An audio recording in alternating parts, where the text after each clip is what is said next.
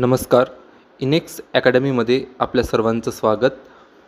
Maharashtra set परीक्षा दिल्यानंतर किती विद्यार्थ्यांना क्वालिफाय करायचं त्याच्यासाठी UGCकडून एक 6% क्वालिफाईंग क्रायटेरिया दिलेला असतो आणि त्याच्यानुसारच रिझल्ट हा प्रिपेअर केला जातो आणि तेवढ्या विद्यार्थ्यांना क्वालिफाय करण्यात येतं.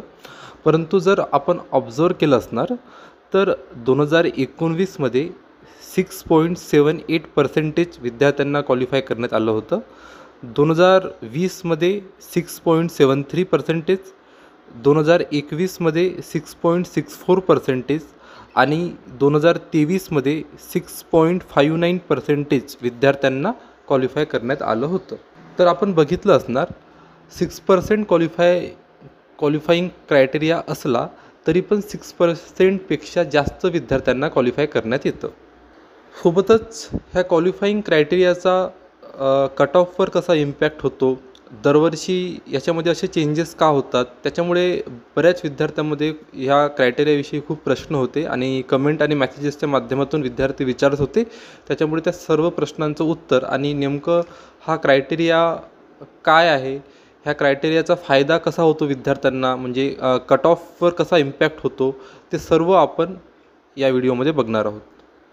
तर सर्वप्रथम 2018मध्ये UGCकडून हा क्वालिफाईंग क्रायटेरिया इंट्रोड्यूस झाला होता.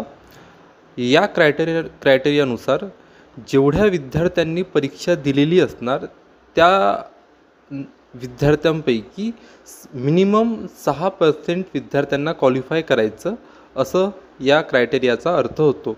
फॉर एक्झाम्पल, जर 100 विद्यार्थ्यांनी पेपर दिलेला असेल तर मिनिमम 6 विद्यार्थी क्वालिफाय करायचे असं हा क्रायटेरिया म्हणतो. त्याच्यामुळे जेवढे विद्यार्थी परीक्षेला बसतील, जसं महाराष्ट्र सेटची परीक्षा जर बघायला गेलं तर जवळपास 1,00,000च्या जवळपास विद्यार्थी परीक्षा देतात आपण ॲव्हरेजली बोललं तर जेवढे विद्यार्थी पेपर देतील त्याच्या 6% काढायचे आणि तेवढ्या विद्यार्थ्यांना क्वालिफाय करण्यात येतं. परंतु आत्ताच आपण बघितलं की 2023मध्ये 6.59% विद्यार्थी क्वालिफाय झाले होते. 2021मध्ये 6.64 विद्यार्थी क्वालिफाय झाले होते. मग तुमच्या मनामध्ये प्रश्न आला असेल की जर क्रायटेरिया 6%चा आहे तर मग हे 6.64%, 6.59%, 6.73% असे थोडेसे एक्स्ट्रा पर्सेंटेज काय येतात, किंवा दरवर्षी हे याच्यामध्ये चेंज पण होतो. म्हणजे 2019 ते 2023चा आपण डेटा आता बघितला तर दरवर्षी ते चेंज पण होतात. तर ते काय होतात असा प्रश्न तुमच्या मनामध्ये आला असणार. तर एका उदाहरणासोबत मी तुम्हाला ते सांगण्याचा प्रयत्न करतो. फॉर एक्झाम्पल, आपण एक सब्जेक्ट कॉन्सिडर करूया. फॉर एक्झाम्पल मॅथमॅटिकल सायन्स, आणि त्याच्यामध्ये एक कॅटेगरी आपण OBC कॉन्सिडर करूया. आणि आपल्याकडे मॅथमॅटिकल सायन्स या विषयामध्ये OBC कॅटेगरीतून क्वालिफाय होणाऱ्या विद्यार्थ्यांची संख्या 100 आहे. म्हणजे आपल्याकडे 100 क्वालिफाईंग स्लॉट्स अवेलेबल आहेत असं आपण कॉन्सिडर करूया.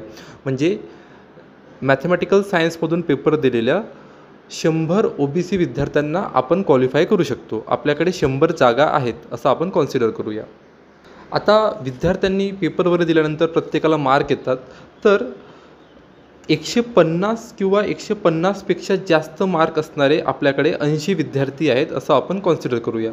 तुम्हाला व्यवस्थित समजावं त्यासाठी आपण एक उदाहरणाच्या माध्यमातून ही गोष्ट समजून घेत आहोत. तर 150 किंवा 150पेक्षा जास्त मार्क्स असणारे 80 विद्यार्थी आहेत असं आपण कॉन्सिडर करूया. तर आता आपल्याकडे क्वालिफाईंग स्लॉट्स 100 आहेत. म्हणजे आपण 100 विद्यार्थ्यांना क्वालिफाय करू शकतो. आता 150 आणि 150पेक्षा जास्त मार्क्स असणारे आपल्याकडे 80 विद्यार्थी आहेत. तर हे 80पैकी 80 विद्यार्थी क्वालिफाय होतील आणि पुन्हा आपल्याकडे 20 जागा उरतील. आता आपल्याला कट ऑफ थोडासा कमी करावा लागेल. म्हणजे आपण आता 150 आणि 150+ यांना कॉन्सिडर केलं होतं. आता 150पेक्षा कमी म्हणजे 148. आता फॉर एक्झाम्पल 148 मार्क असणारे आपल्याकडे 40 विद्यार्थी आहेत. परंतु आपल्याकडे टोटल क्वालिफाईंग स्लॉट्स होते 100. 100पैकी 80 आपण यूज केलेले आहेत. आता आपल्याकडे फक्त 20 रिमेनिंग आहेत. परंतु आता 148 मार्क्सचे जर विद्यार्थी आपण बघितले ते 40 आहेत. तर आता ह्या 40पैकी आपण जर फक्त 20 विद्यार्थी घेतले तर जे रिमेनिंग 20 विद्यार्थी आहेत त्यांच्यासोबत पार्शालिटी होणार. कारण त्यांना पण 148 मार्क आहेत, तरी पण त्यांना आपण कट ऑफ रेंजच्या आतमध्ये घेऊ शकत नाही. त्याच्यामुळे अशा वेळेस काय केलं जातं, जरी आपल्याकडे 20च सीट्स रिमेनिंग आहेत, तरी पण आपल्याला ह्या 40ही विद्यार्थ्यांचा समावेश करावा लागतो. म्हणजे जो कट ऑफचा जो शेवटचा नंबर असतो, तेवढे मार्क्स ज्या विद्यार्थ्याला असतील, इक्वल मार्क असणाऱ्या सगळ्याच विद्यार्थ्यांना घ्यावे लागतात. त्याच्यामुळे 148 मार्क असणारे जे 40 विद्यार्थी आहेत, त्या सर्वांनाच आपल्याला घ्यावं लागणार. म्हणजे आपल्याकडे 100 क्वालिफाईंग स्लॉट्स होते. आपण फक्त 100 विद्यार्थ्यांना क्वालिफाय करू शकत होतो, परंतु आपल्याला 120 विद्यार्थ्यांना क्वालिफाय करावं लागत आहे. तर असं प्रत्येक विषयामध्ये होतं आणि जेवढं स्लॉट्स अवेलेबल असतात त्याच्यापेक्षा थोडेसे जास्त विद्यार्थ्यांना क्वालिफाय करावं लागतं. कारण की जेवढ्या विद्यार्थ्यांना ते कॉमन मार्क्स आलेले आहेत त्या सगळ्यांना आपल्याला इन्क्लूड करावं लागतं आणि त्याच्यामुळेच हा जो क्रायटेरिया असतो एक्झॅक्टली 6%चा, त्याच्यापेक्षा एक्झॅक्टली 6% जर आपण घ्यायचा प्रयत्न केला तर मग काही विद्यार्थ्यांसोबत पार्शलिटी होणार. त्याच्यामुळे ज्यांना सारखे मार्क आहे त्या सगळ्यांना घ्यावं लागतं आणि त्याच्यामुळे 6%पेक्षा हा आकडा दरवर्षी इन्क्रीज झालेला आपल्याला दिसतो. 2024 म्हणजे 7 एप्रिल 2024ला जी परीक्षा झालेली होती, त्या परीक्षेमध्ये 1,09,154 विद्यार्थ्यांनी परीक्षा दिलेली होती. त्याच्यामुळे या क्रायटेरियानुसार जर आपण 1,09,154चे 6% काढले तर जवळपास आपल्याला 6,550 हा नंबर मिळतो. म्हणजे 6,550 विद्यार्थी 100% क्वालिफाय करावे लागतील हे निश्चित झालं. म्हणजे मिनिमम 6% विद्यार्थी करावेच लागतात. परंतु आता आपण जो प्रिव्हियस डेटा बघितला त्याच्यामध्ये आपल्याला एक गोष्ट समजलेली आहे की कॉमन मार्क्स असणारे विद्यार्थी असतात, त्याच्यामुळे जवळपास 0.5% जो पर्सेंटेज असतो तो इन्क्रीज होतो, कारण आपल्याला त्या कॉमन मार्क्स असणाऱ्या सर्व विद्यार्थ्यांना घ्यावे लागतात. तर यावेळेस पण जवळपास हा जो आहे क्रायटेरिया तो जवळपास 6.60% जाण्याचे चान्सेस आहेत. जर आपण 1,09,154चे 6.60% काढले तर आपल्याला 7,205 हा नंबर मिळतो. यावरून आपण असं एक रिझल्ट आपल्याला असं मिळतो की 6,550पेक्षा जास्त विद्यार्थी क्वालिफाय होतील, म्हणजे 6%पेक्षा जास्त होतील हे आपण एकदम 100% गॅरंटीने म्हणू शकतो. आणि प्रिव्हियस इयरचा जो ट्रेंड बघितला तर जवळपास 0.5% इन्क्रीज होतो. माझ्या मते जवळपास 6.60% इन्क्रीज होण्याचे चान्सेस आहेत यावेळेस पण.